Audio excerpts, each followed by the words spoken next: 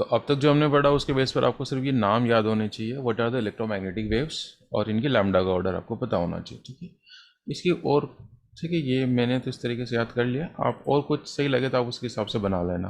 Okay, सी गोवी mister से बना रखा है मैंने, तो कुछ लोग इसको यूवी बना देते हैं, यूवी, युवराज सिंह से बना लेंगे क्रिकेट, और यूवी और कुछ से बैठ नहीं रहा है। आप लोग बिठाना देखिए ना, है क्या आप में से कोई, क्या बोलते हैं इसको, इनोवेटिव माइंड, हाँ कुछ नया इन्वेंट करने में बिलीव करते हैं क्या आप लोग? ठीक है, नेक्स्ट क्लास में मुझे बताना कि क्या आपने नया इसके लिए रखा नाम, ठीक है, इन सब के लिए। इसका कौन सा निमोनिक है ना, कौन सी ट्रिक बनाई आप लोगों ने। यस, एक छोटा सा क्वेश्चन करेंगे इसके ऊपर, एनसीईआरटी का ये तो कर लेते हैं अभी साथ का साथ ही। मैं आपको क्वेश्चंस की शीट पे ले चलता हूँ, होमवर्क में भी दे देंगे लेकिन एक अभी करेंगे, only single question we will do right now. ये जो हमने लैम्डा का ऑर्डर याद करा, ये इंक्रीजिंग में करा है, राइट। अब हो सकता है एग्जाम में फ्रीक्वेंसी का पूछे, हो सकता है एग्जाम में ये वाला, ये क्वेश्चन कर रहे हैं अपन। देखो इस क्वेश्चन को मैं इधर ही ले आता हूँ कॉपी करके, ठीक है। बात अभी क्वेश्चन नोट नहीं करना, आपके पास आ जाएगा ये असाइनमेंट के अंदर। फिलहाल मैं इसको वहीं ले चलता हूँ अपनी स्क्रीन पे।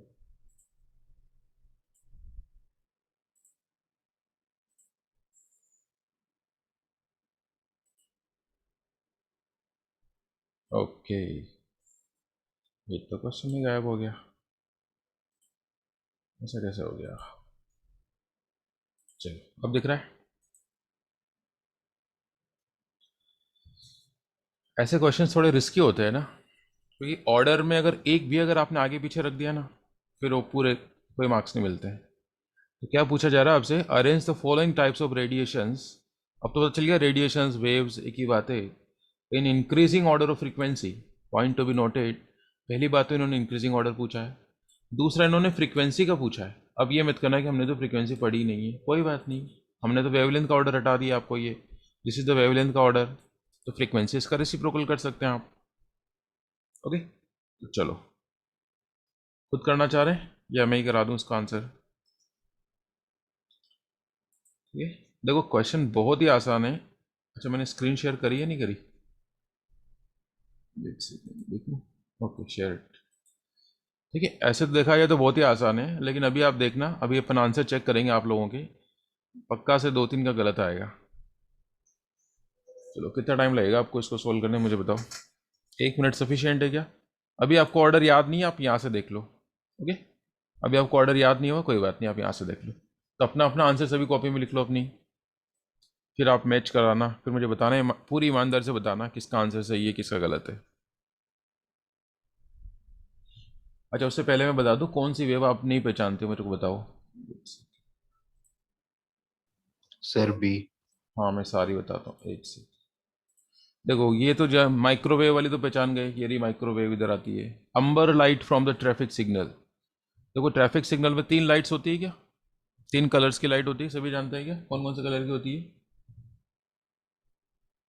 लाइसेंस तो आप लोगों को बनानी होगा, लेकिन फिर भी कलर्स के बारे में तो पता है ना आपको। एक तो रेड होता है, एक ग्रीन होता है, और जो थर्ड कलर होता है ना, इसको अपन येलो कलर कहते हैं, वो बेसिकली अंबर ही होता है। तो amber is similar to what, this is yellow. FM का मतलब ही रेडियो वेव्स, मैंने बता दिया रेडियो के अंदर ही आती है सारी ये एफएम वेफएम। फिर कॉस्मिक रेस ये वाली रही, एक्स रेस, एक्स रे तो है ही ये, तो इनको अरेंज करना था।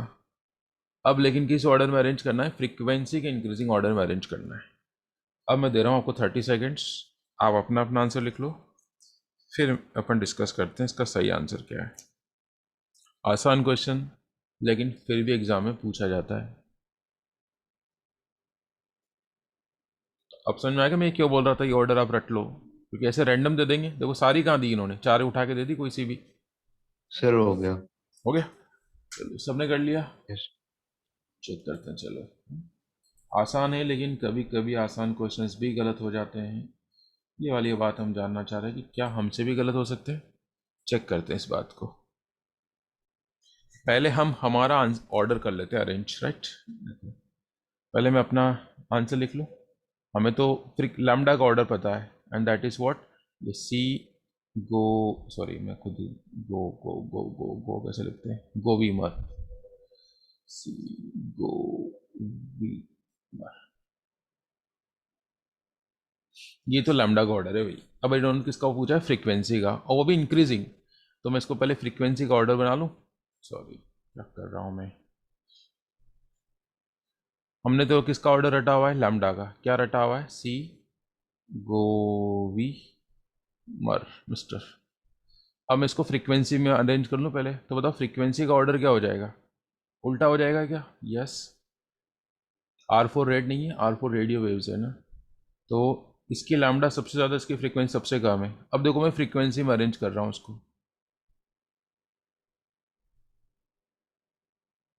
ठीक है। इसका कोई ट्रिक नहीं है मेरे पास, एक याद कर लो, उसका जस्ट अपोजिट कर देंगे। ये फ्रीक्वेंसी का ऑर्डर हो गया। अब पूछा सबसे कम से सबसे ज़्यादा, ये तो होता है इंक्रीजिंग। तो रेडियो वेव फ्रॉम माइक्रोवेव, तो रेडियो वाली तो कहाँ पर है, वेयर इज़ द रेडियो वाली, रेडियो वाली कहाँ है, ये रही। सबसे कम तो यही आएगी, ए।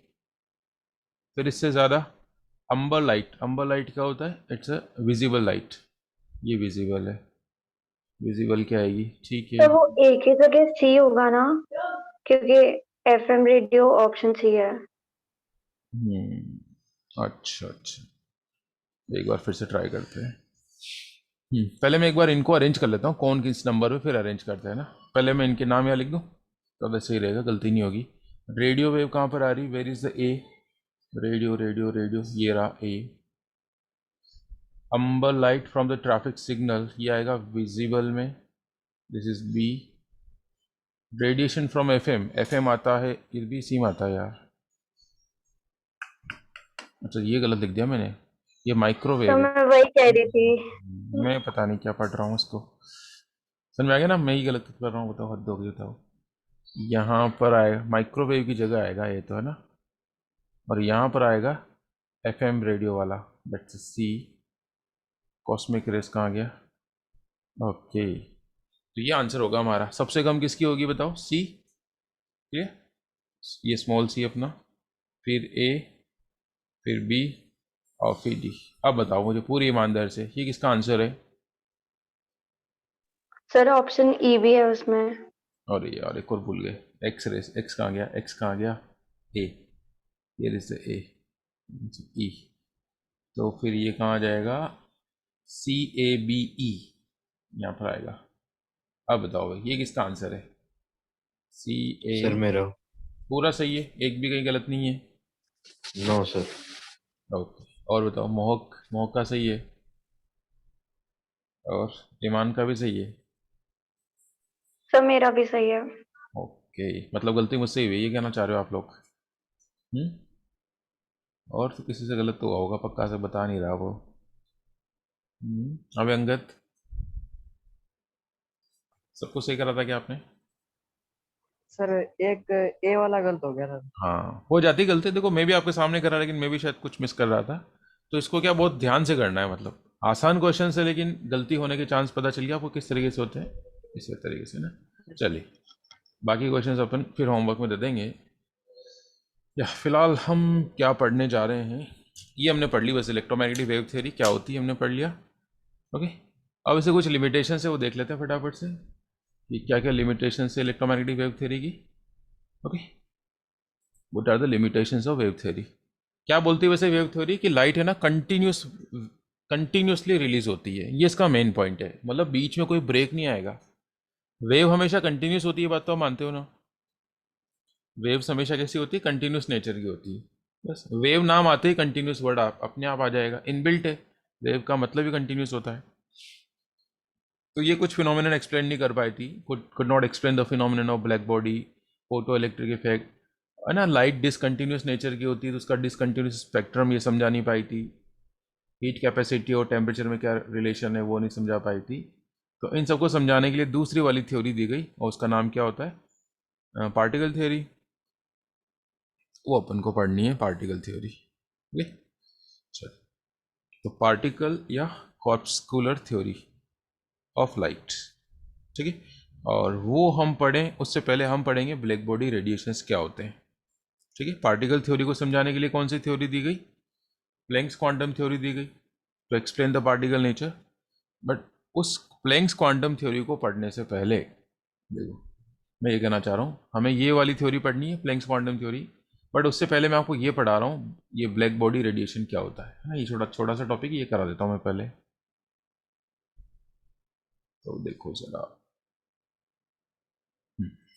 एक सेकेंड।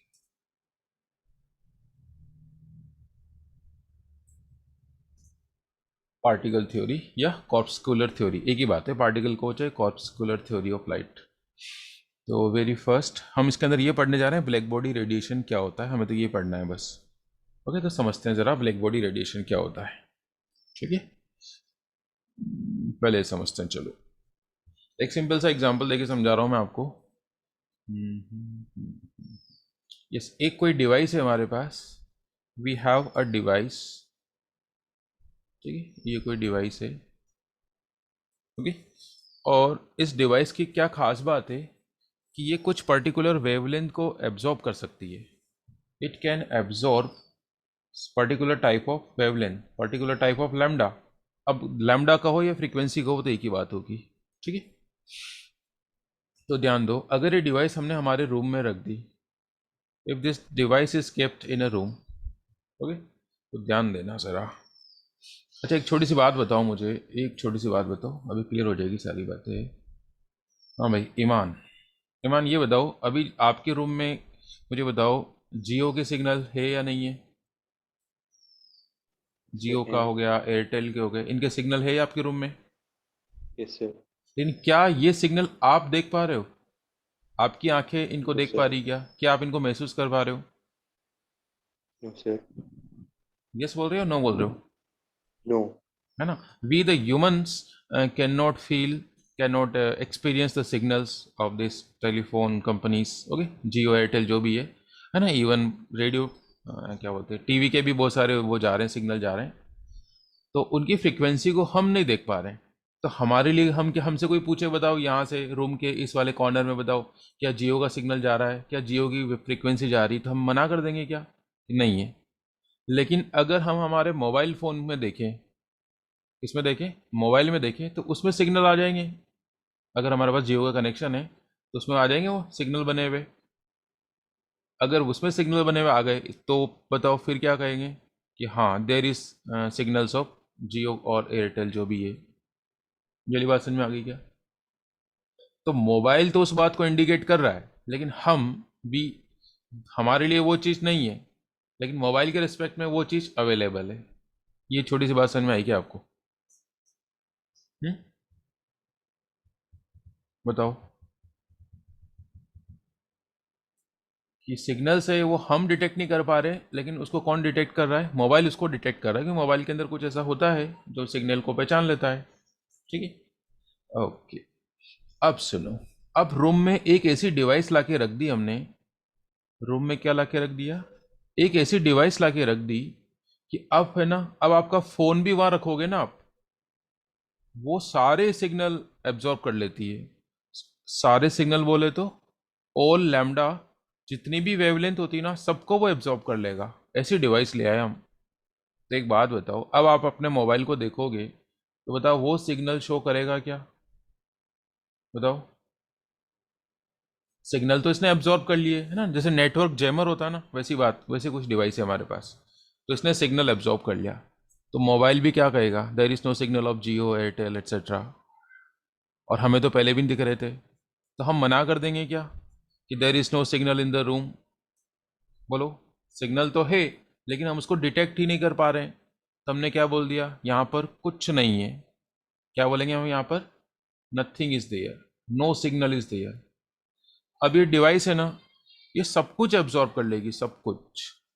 सब कुछ बोले तो जैसे ट्यूबलाइट से कोई लाइट आ रही है, कहीं से भी कोई भी लैम्डा आ रही है ना, सबको ये एब्जॉर्ब कर लेगा, रिफ्लेक्ट करेगा ही नहीं किसी को भी।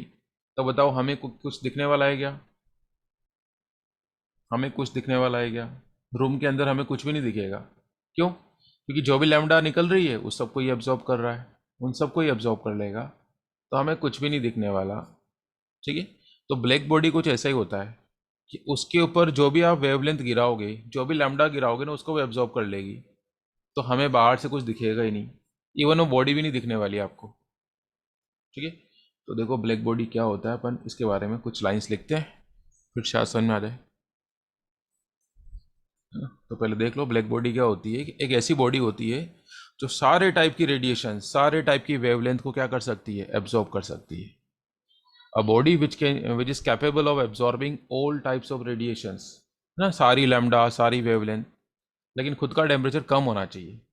कम टेम्परेचर पर वो सारी टाइप की वेवलेंथ क्या कर देगी, एब्जॉर्ब। जैसे आपने उसको अपने रूम में रख दिया उस डिवाइस को, तो उसने जियो का सिग्नल एब्जॉर्ब कर दिया, समझ आ रहा है, इस तरीके से। तो सारे कर दे, जियो, एयरटेल, वेयरटेल, सबके सिग्नल एब्जॉर्ब कर ले, ओके।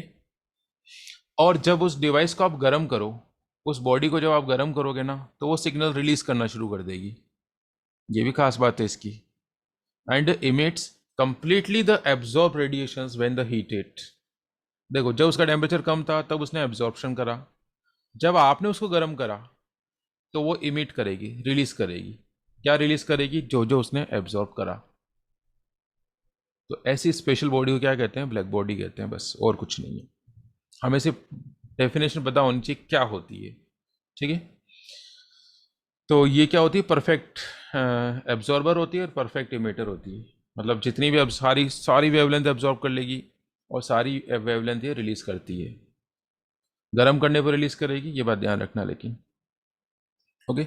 अब इसको बनाते कैसे, तो कि कोई भी एक होलो स्फीयर है हमारे पास मेटल का, उसके अंदर प्लैटिनम की क्या कर देंगे, कोटिंग कर देंगे,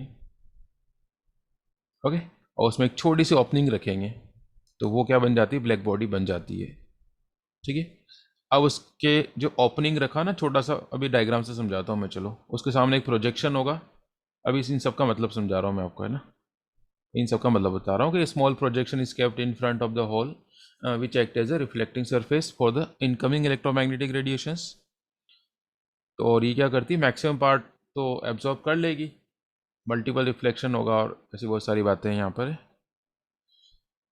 चलो अब मैं समझाता हूँ इस चीज़ को, देखो समझो ज़रा। ये दिख रहा है स्फीयर जैसा कुछ दिख रहा है आपको, सर्कल, सर्कल तो नहीं, स्फीयर, स्फेरिकल बॉडी है ये। अब ये यहाँ से यहाँ ओपन है बस, है ना, यहाँ से ओपनिंग है। तो एक ये हमने लैम्डा कोई भी इस पर फोल्ड कराई, कोई भी लैम्डा हमने फोल्ड कराई, तो ये लैम्डा इस पर यहाँ टकरा गई। अब ये टकरा के क्या होगी, रिफ्लेक्ट होगी। तो ये रिफ्लेक्शन होके इधर चली गई, दिख रही है, रिफ्लेक्ट हो गई। दूसरा कलर लेता हूँ, है ना। ये यहाँ टकराई, फिर ये रिफ्लेक्ट होके उधर चली गई, फिर कुछ पार्ट यहाँ पर एब्जॉर्ब हो गया। चलो फिर से समझते हैं, फिर से समझते हैं। एक सेकंड, दूसरा कलर लेता हूँ मैं।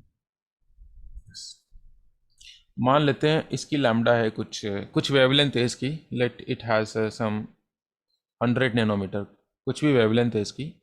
तो ये यहाँ पर गई, यहाँ टकराई, ठीक है। कुछ पार्ट यहाँ एब्जॉर्ब हो गया, कुछ पार्ट रिफ्लेक्शन हो गया। मान लो 30% पार्ट इसका एब्जॉर्ब हो गया, बचा कितना, 70% पार्ट। फिर ये दोबारा रिफ्लेक्ट होगी यहाँ पर, तो 70 का कुछ पार्ट यहाँ एब्जॉर्ब हो गया, बचा कितना, 20%। फिर ये दोबारा यहाँ टकराई, तो यहाँ वो 20% एब्जॉर्ब हो गया। तो अल्टीमेटली क्या हो गया, कंप्लीटली ये जो लाइट अंदर आई ना, वो कंप्लीटली क्या हो गई, एब्जॉर्ब हो गई। मल्टीपल रिफ्लेक्शन का मतलब समझ में आया। जैसे अपनी साउंड वेव का एग्जांपल समझा आप, तो अपनी साउंड वेव क्या होती है, ऐसे थोड़ी हमने बोला हुआ आवाज़ कंटिन्यूसली जाती जाएगी जाती जाएगी, थोड़ी देर बाद साउंड वेव्स क्या हो जाती है, डिसअपियर हो जाती है ना। क्यों हो जाती है, क्योंकि उसको दीवारें हो गई, कपड़े हो गए, वो क्या कर लेते हैं, उसको एब्जॉर्ब कर लेते हैं। तो कुछ आवाज़ दीवार ने एब्जॉर्ब करी, कुछ कपड़ों ने करी, कुछ गेट ने करी, ऐसे करके अल्टीमेटली हमारी साउंड क्या हो जाती है, कुछ टाइम बाद डिसअपियर हो जाती है। तो ऐसे ही कोई सी भी वेवलेंथ हो, कोई सी भी इलेक्ट्रोमैग्नेटिक रेडिएशन हो, चाहे कॉस्मिक हो चाहे गामा हो, जब इसके अंदर पास कराएंगे ना, तो वो मल्टीपल रिफ्लेक्शन की फिनोमिनन से अल्टीमेटली क्या हो जाएगी, अंदर ही ख़त्म हो जाएगी, अंदर ही एब्जॉर्ब हो जाएगी। तो ऐसी स्पेशल बॉडी क्या कहलाती है, ब्लैक बॉडी रेडिएशन। अब आप इसको गर्म करो, अब आप इसको गर्म करो, तो गर्म करेंगे तो क्या करेंगे, जो भी इसने एब्जॉर्ब करा ना, उन सबको क्या कर देगी, रिलीज कर देगी। ठीक है। तो ये थोड़ी अजीब सा लग रहा होगा आपको, लेकिन क्या करें, ये सिलेबस में है हमारे। तो आपको सिर्फ याद रखना है कि क्या होती है ब्लैक बॉडी रेडिएशन, एक सॉरी ब्लैक बॉडी क्या होती है, एक ऐसी बॉडी जो सारे टाइप की वेवलेंथ को क्या कर सकती है, एब्जॉर्ब कर सकती है, और गर्म करे तो जो भी उसने एब्जॉर्ब करी उन सबको रिलीज कर दे। Such kind of body is known as black body, okay. और इससे जो रेडिएशंस निकलेगी, इससे जो वेवलेंथ निकलेगी, उसका नाम रख दिया ब्लैक बॉडी रेडिएशंस। ओके, और कुछ ज़्यादा नहीं है। ठीक है, अब इसके बाद जो अपन टॉपिक पढ़ेंगे ना, प्लैंक्स क्वांटम थ्योरी, वो इंपॉर्टेंट है, उसके ऊपर न्यूमेरिकल्स इंपॉर्टेंट है। ओके, तो आज जो हमने पढ़ा उसके ऊपर मैं क्वेश्चंस आपको दिखा देता हूँ। पहले ब्लैक बॉडी के ऊपर कोई न्यूमेरिकल नहीं है, सिर्फ डेफिनेशन कभी पूछ ले तो आप ध्यान रख लेना। ओके, तो आज जो हमने पढ़ा उसके ऊपर ये क्वेश्चंस है, ये मैं भी थोड़ी देर बाद सेंड करूँगा आपको। देखो, एक तो ये वाला तो हमने कर ही लिया, फिर एक ये विविध भारती वाला ये करेंगे, फिर ये करेंगे फोर्थ वाला, फिफ्थ वाला, सिक्स। इन सब में एक ही फॉर्मूला लग रहा है, सी इक्वल्स टू न्यू लैम्डा। सी आपको पता है कितना रखना है, 3 × 10⁸ है ना। सेवन्थ करना है आपको, एट्थ करना है, बस ये 5-6 न्यूमेरिकल है। ओके, 5-6, ये ज़्यादा नहीं है। चलो सर, मैं कितने करने हैं, 2 से लेकर 5 तक, बस ये 5 ही न्यूमेरिकल्स करने, ज़्यादा नहीं करने। फिर अगली जो क्लास आएगी ना प्लैंक्स क्वांटम थ्योरी की, उस पर फिर बहुत सारे न्यूमेरिकल्स आएंगे और वो थोड़ा समझने वाला पार्ट है।